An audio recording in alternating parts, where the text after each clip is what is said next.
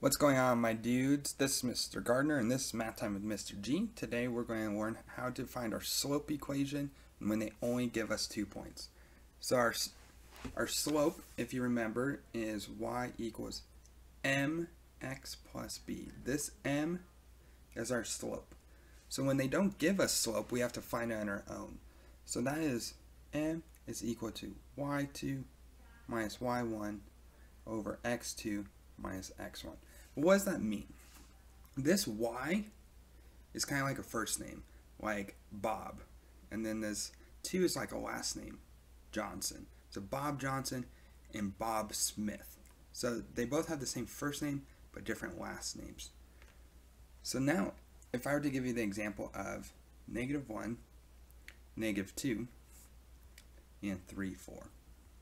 Normally we would say this is x, this is y, this is x, and this is y.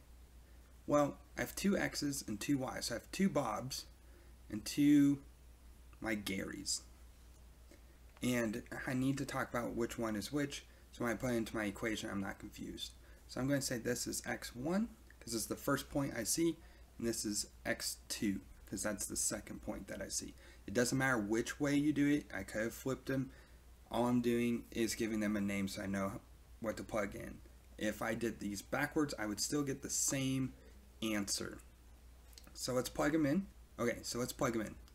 So I have 4 goes in here, and then I would normally put -2 in for here, but because my equation says negative, it's minus -2, which is the same as 4 plus 2, or 6.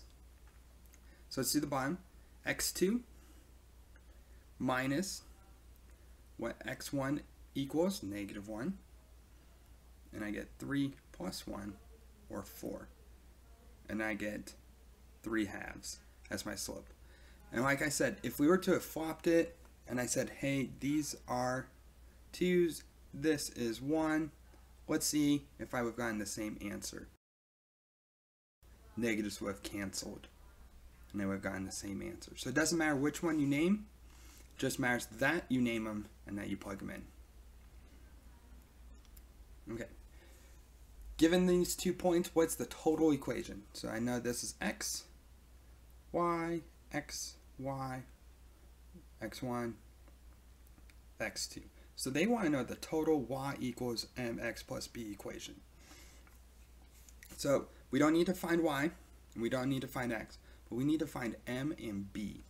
Well, we know our m equation. And just plug in my values.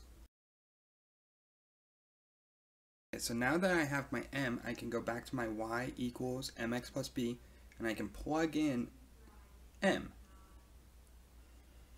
So now I can find b. To find b, I go back to my original, and again, it doesn't matter which one I pick, but I'm going to pick a point, and I say I know what x, I know what y is. So y is going to be -2, and x is going to be 1. And I got that from -2 for y and 1 for x. I'm just going to solve for b.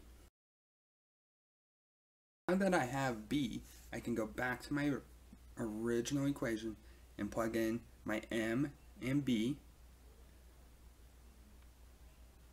and there's my equation for the line that goes through these 2 points.